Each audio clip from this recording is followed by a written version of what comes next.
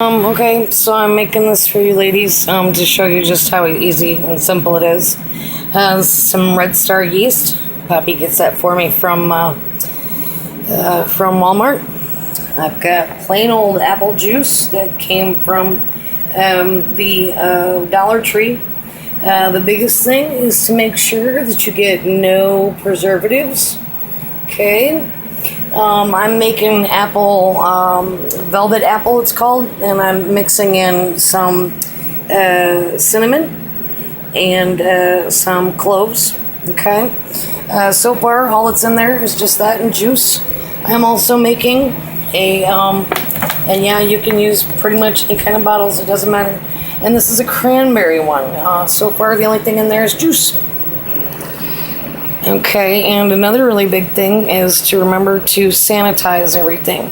This means either boil it, which like things like this you obviously can't. You need to wash them very, very well. I use a cap full of bleach and an entire sink of water. Soak them for 90 seconds, and that includes any instruments that you use, okay? And we're gonna just go ahead and add 2 cups of sugar to each one of these. Okay, it really is just this simple, you guys, although try to do it two-handed instead of one-handed like what I'm doing. And you just make certain to get all the sugar in there. And I'm not going to be able to do it one-handed, so hang on. By the way, am I the only one that finds this is super, super cool? All it is sugar pouring into the apple juice. Okay, and FYI too, I find that having separate funnels for dry and wet is very, very, very helpful, because 1, you don't make a damn mess, 2, you get accurate measurements, things like that, and then once you get the juice, any other ingredients that you're putting together, the sugar together, and then before you add the yeast, then you're going to have to do some hard work and shake the living shit out of this stuff, because you want all of that sugar that's sitting in the bottom there, you want all of that to be mixed in with all the rest of your juice and stuff. Also any extra ingredients that you put together. Okay, so I'm going to do that and I'll be back.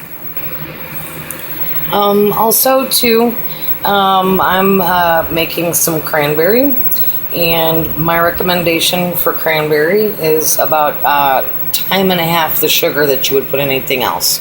Okay, and the reason why I'm saying that is because cranberry gets very, very, very sour. You could also back sweeten it if you would rather, and I can tell you more about that later. Okay. Okay, and one of the ways that you know when it's done is if it sets for a few minutes, because that's kind of the way I do it anyway, is you shake the shit out of it. If you set it back down for 5 minutes and you don't have any weight on the bottom, you're good to go. And next, all we're going to do is each one of these bottles, okay, other than, of course, the cranberry, which is a gallon, by the way, instead of a half gallon like the rest of these. They're all going to get 1 packet each. There's a debate on whether to kickstart your yeast or not. That means to put it in water and activate it that way, what have you. I did an experiment where I did exactly the same recipe in each bottle. One I kickstarted, the other one I did not. 0 difference for me anyway. Can't speak for anyone else. Johnny's going to get in on the activity. So yeah, so I mean, after that you add your yeast, and then I'll show you how to cap it cheap. Because, you know, there's all these, you know, you can get an airlock, you can just put the lid on it and keep it kind of loose. I tried that, it worked okay, but I wasn't happy about the mess in my cupboard, because the lid will pop off and stuff can leak out. So I didn't really like that very much. So I'll show you what I do in just a minute.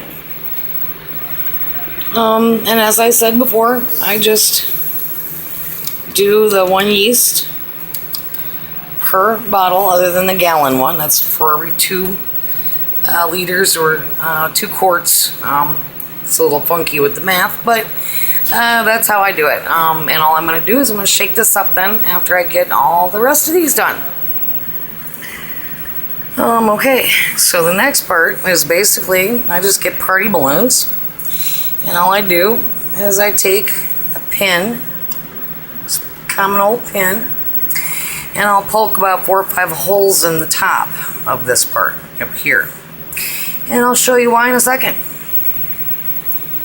Okay, and the real reason why I like balloons or even condoms better than pretty much all the rest is if you get the fancy little tops, all right, I would have had to buy 3 different sizes for this one batch. But, like a good condom, this fits all sizes. You want to make certain that air can get up into the top of it, and you'll find that as your yeast starts to activate, this balloon will start to come up.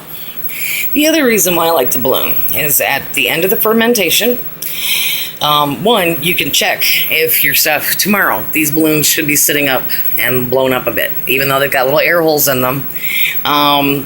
2, like with just lids, again, it can make quite a mess. But it's also tough to see what your fermentation process is doing. If I go tomorrow and this little balloon isn't filling up with air, then I know that I did something terribly wrong. But in about 2 weeks, when I go to shake this, and by the way, you're going to shake this every day, okay, just a little shake, nothing major, just a little shake, just like what I did just there, and your balloon should fill up with gases. Of course, they're not right now because the fermentation hasn't started, but a nice way to tell when your wine is ready, so to speak, is because the fermentation will stop. Okay? And what'll happen is all your little balloons will be, once again, flaccid. So it's easy to tell when the fermentation has stopped. This is an experiment myself this time because normally I use a nutrient for the yeast, but this time I've kind of kicked the sugars up a little bit, and I'm going to see if that works as well for that. We'll see. It's going to be an experiment. And I'll send you guys some stuff whenever all of this is done. Oh, and by the way, whenever you go to store it, wherever you're going to store it to let it ferment, the most important thing, honest to goodness, even more than the constant temperature, the biggest thing is no sunlight. Sunlight will kill the process. The UV will go in and kill the yeast. And you will end up with some nasty juice that smells like it's been soaked in bread and kind of tastes that way too. So, yeah. So, hopefully this has helped you guys a little bit. I'm not sure, but, let me know what you think. All right? Love you, BBD.